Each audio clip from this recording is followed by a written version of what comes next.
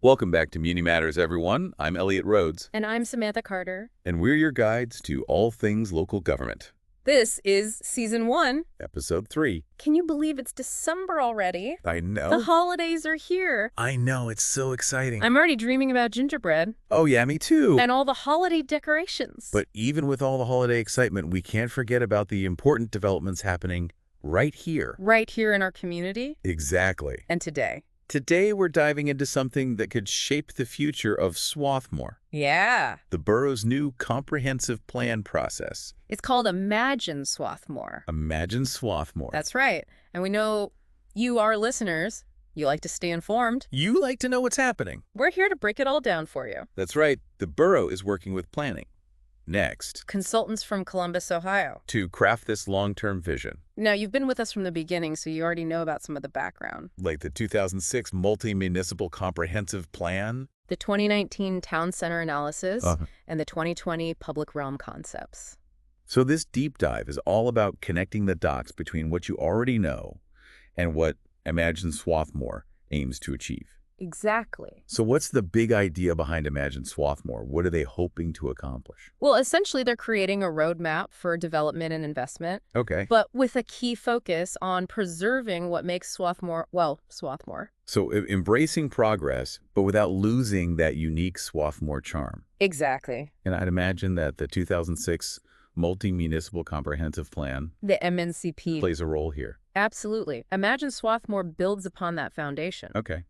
And remember, the MMCP wasn't just about Swarthmore. Right. It involved Nether Providence Township, Rose Valley Borough, and Rutland Borough, too. So it was a real team effort. Yes, they were tackling similar challenges together. So a regional approach. A regional approach. And while Imagine Swarthmore is specific to Swarthmore, those shared concerns from the MMCP are still relevant, wouldn't you say? Oh, definitely. It's Yeah. all connected. And, I think it's helpful to look back at some of those key insights from the MMCP Yeah. that are informing Imagine Swarthmore today.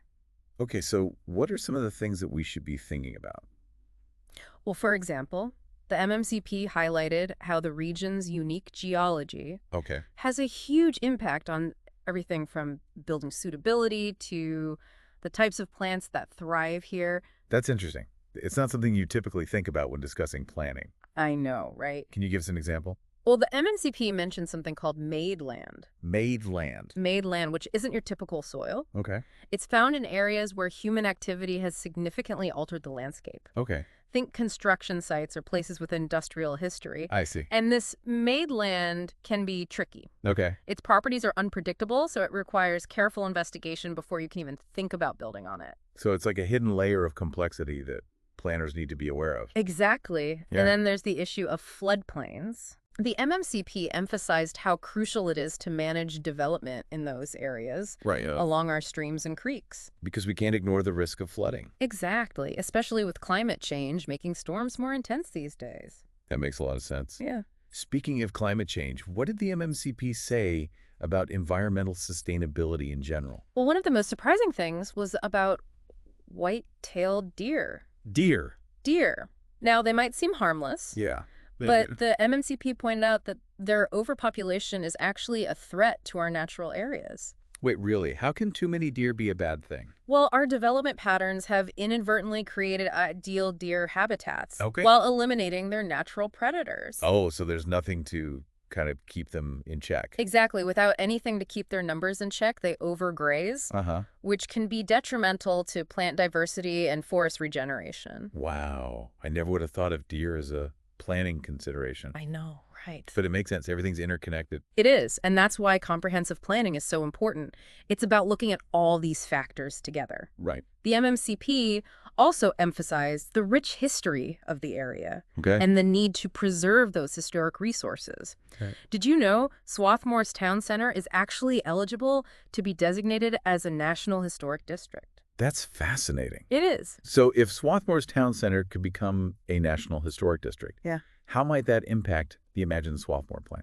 Well, it would likely mean even more emphasis on maintaining the historical character of the town center. Okay. As new developments are considered, it could influence architectural styles, building heights, and even the types of businesses that are encouraged. Okay, so the historical context is definitely a factor. Yes. What about the current land use? How does that play into Imagine Swarthmore? Well, the MMCP showed us that the area is overwhelmingly residential. Okay. A whopping 73.2% is dedicated to housing. Wow. And that has a big impact on things like the tax base and funding for public services. It makes you wonder how Imagine Swarthmore will address that imbalance. Right, and that heavy reliance on residential properties might also lead them to explore opportunities for strategic commercial development, Okay. especially in the town center. So it's about attracting businesses and generating revenue Yes. without compromising the residential character of the community. Exactly, finding that sweet spot. Finding that balance seems to be a recurring theme in comprehensive planning. It is. What about transportation? I know that's always a hot topic in Swarthmore. You're absolutely right. The MMCP highlighted how the infrastructure built around early 20th century transportation systems still shapes our roads and traffic patterns today. Right. And that presents challenges, especially when it comes to things like congestion parking and walkability. So Imagine Swarthmore looking at ways to modernize our transportation systems. Definitely. They're exploring everything from making walking and biking safer and more enjoyable to improving public transit options. So they're considering the needs of everyone. Everyone, commuters, families, seniors, visitors. That's a tall order. It is, but it's crucial to create a transportation system that works for everyone. Right. The MMCP also took a close look at community facilities and services, Okay. emphasizing their importance for quality of life. Things like parks and libraries. Parks, libraries, schools, and even cultural amenities. Did the MMCP delve into the types of housing in the area? It did, and single-family homes are definitely the dominant housing type. Okay. But the MMCP also noted the importance of housing diversity, recognizing the need for multifamily units and mixed-use properties to accommodate different needs and income levels. So Imagine Swarthmore needs to consider how to maintain that diversity while also addressing affordability challenges. Exactly, and they're also looking at the economic side of things. Okay. Remember how the MMCP pointed out that limited commercial development puts a strain on residential property owners? Right. Well, Imagine Swarthmore needs to figure out how to increase the commercial tax base Yeah. without negatively impacting the qualities that make Swarthmore such a desirable place to live. Right. It's all about finding that balance again. Exactly. What else did the MMCP cover that might be relevant to Imagine Swarthmore? Well, they also looked at employment trends Okay. and found something interesting. That? The percentage of residents who work within the MMCP area has actually been increasing, Oh, wow. which goes against broader trends. So more people are both living and working within the community. Exactly. Why do you think that is? The MMCP attributed this to factors like Swarthmore College being a significant local employer Okay. and the high concentration of residents in skilled industries like education, healthcare, and professional services. So it's like a self-contained economic ecosystem in some way. In some ways, yes. That strong sense of community is something Imagine Swarthmore will likely want to consider as they move forward. Definitely. We've covered a lot of ground with the MMCP. We have. Geology, deer housing, transportation, even employment trends. It's a lot. It really sets the stage for Imagine Swarthmore, doesn't it? It does. It gives us valuable context and insights into the challenges and opportunities that Imagine Swarthmore is facing. Okay, so we've got this great foundation from the MMCP. We do. But how is Imagine Swarthmore taking those ideas and translating them into a vision for the future? That's a great question. I guess that's for part 2. Stay tuned. Welcome back to Muni Matters. We're deep into this exploration of Swarthmore's comprehensive planning process. We are. And now it's time to focus on Imagine Swarthmore itself. Imagine Swarthmore. So Imagine Swarthmore is all about creating this vision for the borough's future. Yeah. But as we've been discussing, it's heavily influenced by the groundwork laid by the MMCP, It is. right? But it's not just a carbon copy. No. They're taking those broad themes Right. and making them specific to what Swarthmore needs today. Exactly. What stands out to you is Imagine Swarthmore really starts taking shape. Well, one of the most interesting aspects, I think, is the emphasis on community engagement. They've been gathering input from residents through surveys, workshops, online forums, you name it. So it's like they're saying, Yep. this is your town. Mm-hmm. Let's work together to create a future you want. Exactly.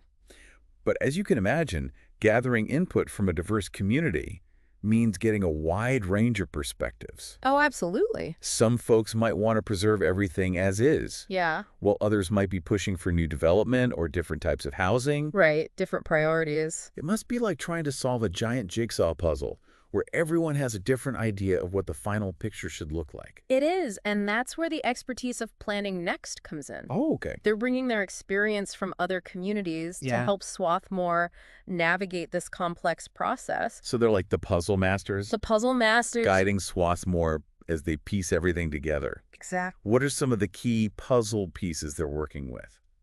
Well, demographic data is a big one. Okay. You need to understand who lives in Swarthmore now and who might live here in the future to plan effectively. Makes sense. Hmm. What are they learning from that data? What insights are they uncovering? One interesting finding is that Swarthmore has a higher percentage of residents with postgraduate degrees than the national average. Really? Yeah, It sounds like Swarthmore is attracting a pretty highly educated population. it does, and that influences everything Right. from the types of jobs residents hold Yeah. to the amenities they value and even their views on development. What other demographic nuggets have they unearthed? They've also found that Swarthmore has a relatively older population compared to some other suburban communities. Does that mean there are fewer families with young children? It does, and that has to factor into their decisions. Right. Imagine Swarthmore needs to think about things like school enrollment, Yeah.